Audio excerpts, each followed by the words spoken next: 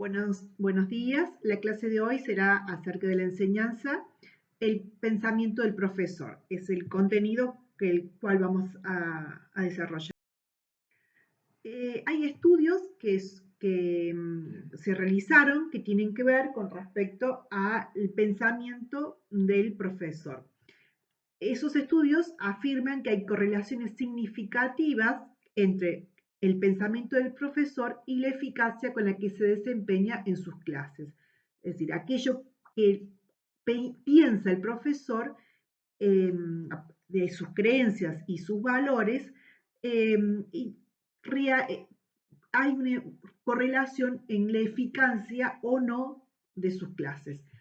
Es decir, que se supone que la actuación del profesor produce efectos observables en la conducta de los alumnos, conducta que a su vez modifican el accionar del profesor, por eso es correlativo. La actuación del profesor incide sobre el comportamiento de los estudiantes y ese comportamiento de los estudiantes incide en la actuación del profesor. Hay tres áreas de interés que se ha investigado. El pensamiento del profesor en relación a la planificación de la enseñanza, es decir, a su momento de planificar una clase, qué es lo que piensa y el momento de dar una clase, los pensamientos y las decisiones interactivas, ¿no? Y las teorías y creencias de los profesores que los profesores tienen acerca de la enseñanza, del currículum y de los alumnos. El primer tópico, ¿qué piensan los profesores mientras desarrollan una clase, planifican una clase? Piensan en los estudiantes, en cómo se comportan, si comprenden o no. O sea, ustedes imagínense un profesor en la sala de jardín, un docente en la sala de jardín o un docente en una escuela primaria, en una aula de primaria o en un aula del secundario o del terciario. ¿Qué es lo que un profesor piensa mientras desarrolla una clase? Bueno, hay estudios que van a decir que el profesor piensa en cómo se comportan sus estudiantes y si están comprendiendo o no la clase. Primer pensamiento. Otros estudios, los mismos estudios dicen que piensan en realidad en la enseñanza, no tanto en los estudiantes si comprenden o no, sino en qué estrategias de enseñanza utilizar o procedimientos de enseñanza. Y por último, los profesores piensan acerca del contenido y los objetivos de la enseñanza. A ver, yo estoy desarrollando esta clase y estoy pensando solamente en cuál es el objetivo que yo quiero obtener con respecto a la enseñanza de este contenido. Y los estudiantes, en esos mismos estudios, en las encuestas que les realizaron a los estudiantes, manifestaron que los docentes muchas veces piensan en cosas ajenas a lo que, a lo que está ocurriendo ahí.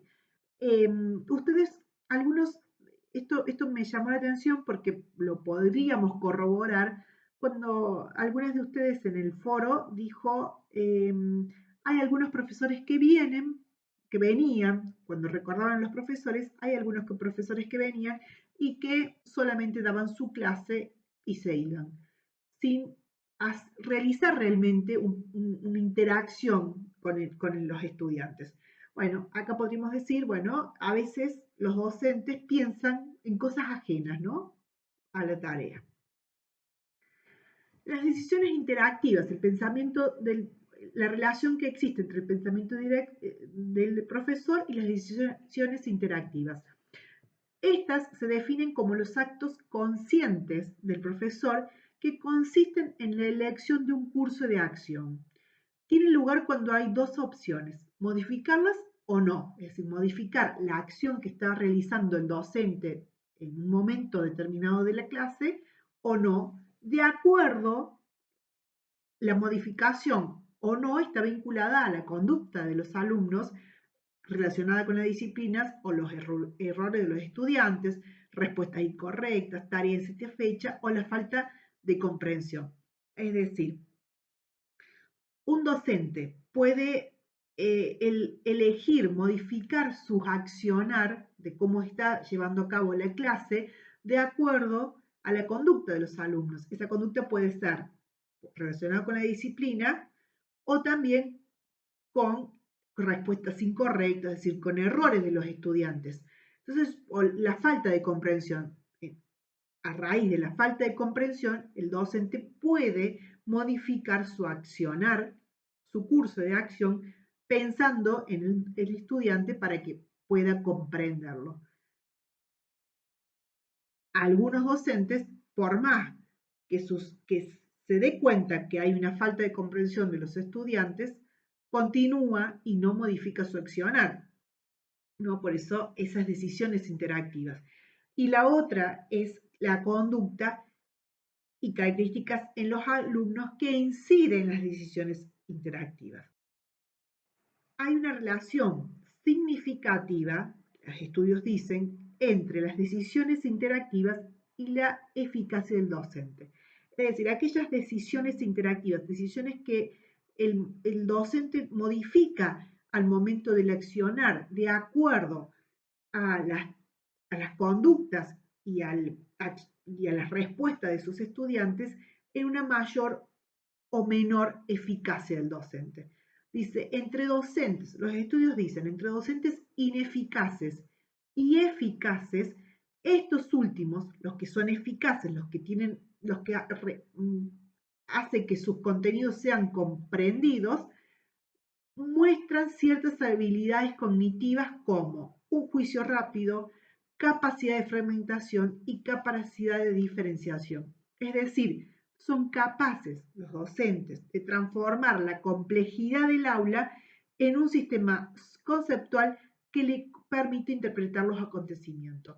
Es decir, es el docente eficaz que puede modificar su accionar de acuerdo al comportamiento de sus estudiantes, es un docente que tiene ciertas habilidades cognitivas como esto de poder rápidamente darse cuenta si sus estudiantes o no han comprendido, tiene capacidad de fragmentación, quienes comprendieron y quienes no, y de diferenciación. Acá en esta viñeta, ¿cómo sabe que tengo una dificultad de aprendizaje? Tal vez usted tiene una dificultad de enseñanza. Es decir, muchas veces un curso puede no aprender y no necesariamente porque sea un problema de aprendizaje de los estudiantes, sino porque es un problema de mi estrategia de enseñanza. Entonces, a mayor eficacia del profesor significa que ese profesor va a darse cuenta más rápidamente si es un problema de estrategia de aprendizaje o no. Bueno, las teorías y las creencias de los profesores, el tercer punto de interés, está relacionado con el éxito y con el fracaso de los alumnos. Las atribuciones causales parecen estar agrupadas según dos tipos de interpretaciones contrapuestas.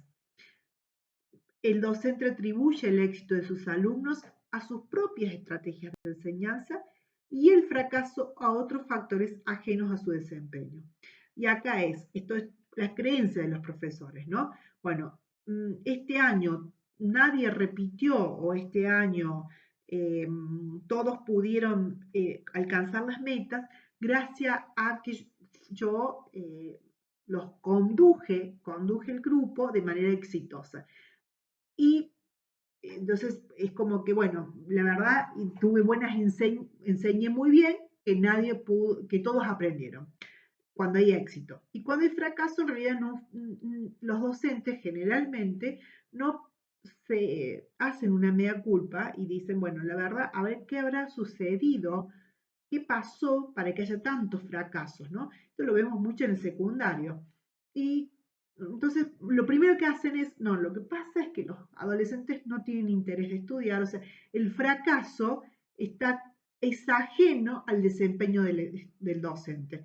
El fracaso siempre es del otro, el éxito es gracias a mi desempeño y el fracaso es porque la familia lo acompañó, es por, en este caso, bueno, el año pasado de pandemia, que no hubo clases presenciales, etcétera, etcétera. Siempre hay como una culpa ajena, ¿no?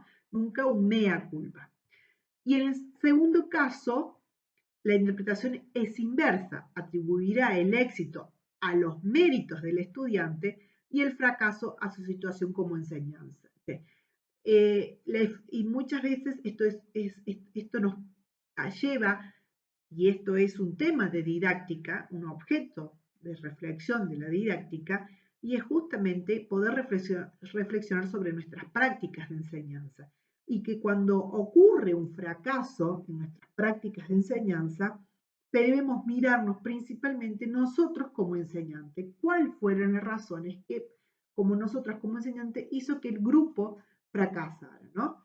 Y cuando hay un éxito, tiene que ver con una interrelación posiblemente, lógicamente, entre la enseñanza, pero también con un mérito del estudiante que logró comprender los contenidos.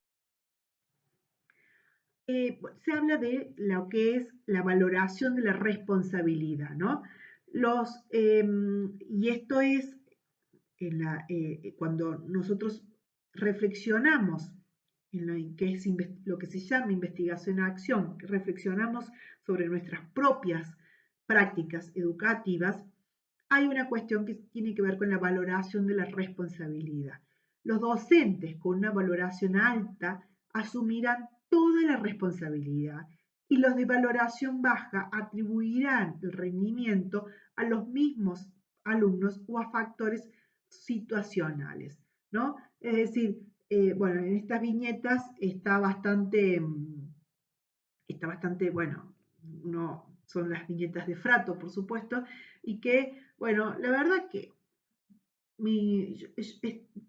en realidad el fracaso de mis alumnos está bien, nunca va a pensarse, ese docente va a pensar que tiene que ver con él, sino que va a poner excusas.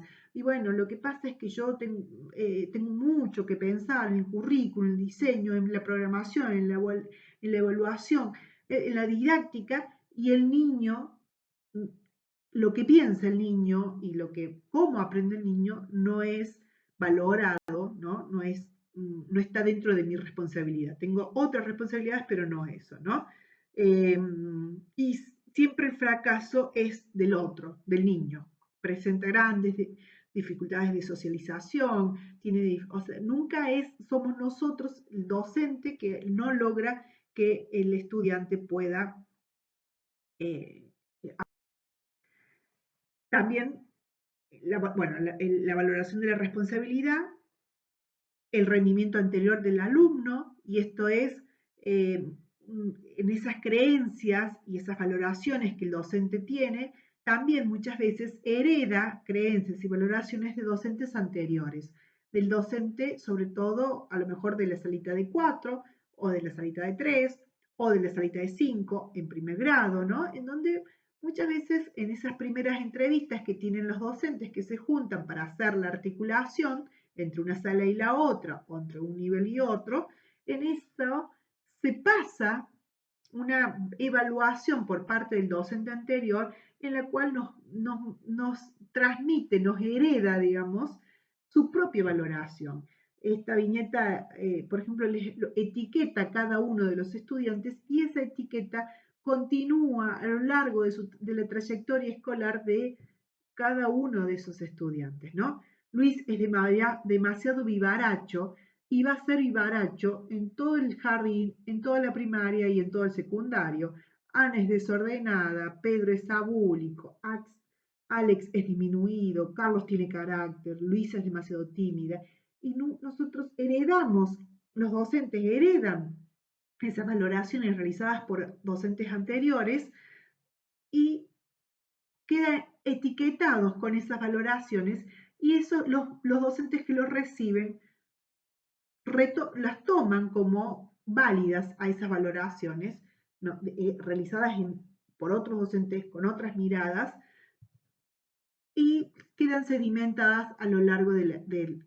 ¿Cuántas veces a ustedes posiblemente las etiquetaron a cada una de ustedes de determinadas maneras y pasaron años tras años siendo etiquetadas de esa manera, ¿no? Sin poder tener la oportunidad de cambiar, de a lo mejor de ser, de tener otras, a lo mejor ustedes un año fueron tímidas, pero el año siguiente no, y sin embargo quedaron con esa etiqueta, o las mismas familias, ¿no? No, pero quedan con etiquetas de cómo son determinadas familias y pasan de grado en grado, de año en año, de nivel en nivel. Bueno, otra variable que contribuye a preservar la opinión preformada del profesor son el sexo y la clase social. Bueno, esto también muchos profesores piensan que hay estudiantes que de determinada clase social culturalmente baja tienen cero posibilidades de aprender o tienen menos posibilidades de aprender que otros. Entonces, hacen un recorte de los contenidos porque consideran que esos estudiantes van a fracasar ya de antemano porque su bagaje cultural es menor o es más empobrecido, ¿no? Entonces, tienen una creencia, una valoración de acuerdo a ese grupo de estudiantes, quizás de bajos recursos, seguramente económicos y culturales, y ya tiene un prejuicio con respecto a eso y ya etiqueta que ese grupo de estudiantes no va a lograr comprender o aprender determinados contenidos y por eso los descarta, ¿no? Nosotros como docentes siempre debemos pensar que el otro, que nuestros estudiantes pueden cada vez más, no podemos cerciorarnos pensando de que no pueden estudiar, de que no pueden o que no tienen la capacidad, sino que justamente pensar que tienen la capacidad y que lo van a lograr. Es como si yo dijera, bueno, no, yo no les voy a dar este material bibliográfico porque es muy complejo, y yo considero que, como están estudiando para el profesorado de educación inicial, no lo van a estudiar, no lo van a lograr comprender. Yo creo que sí, yo apuesto a que sí lo comprendan, y si no logran comprenderlo, buscaremos la forma, las estrategias para que sí ocurra. Pero yo tengo una valoración alta de ustedes y considero que ustedes van a poder comprender. O sea, vamos a buscar las formas, las estrategias para que comprendan. Siempre creo que van a poder, no que no van a poder. ¿Eh? Eh, bueno, acá hay una viñeta, porque claro, un niño minusválido crea problemas en mi clase, me necesita continuamente. Uy, yo tengo un niño sordo que me da muchísimo trabajo. Y yo que tengo 3 zurdos y un adoptado, bueno, estos docentes lo que están haciendo es tienen prejuicios con respecto a determinados niños que, según con ciertas problemáticas, que consideran que no van a tener los recursos necesarios para aprender. Bueno, por supuesto también, ya quizás en mucho menor medida, pero sí, no hacer una diferenciación con respecto al sexo, más allá de que, bueno, tenemos todas las leyes que amparan la igualdad, pero que muchas veces esa misma desigualdad se ve, ¿no? En las escuelas, dándoles juegos y tareas diferenciadas de acuerdo al sexo a las cuales pertenecen nuestros estudiantes.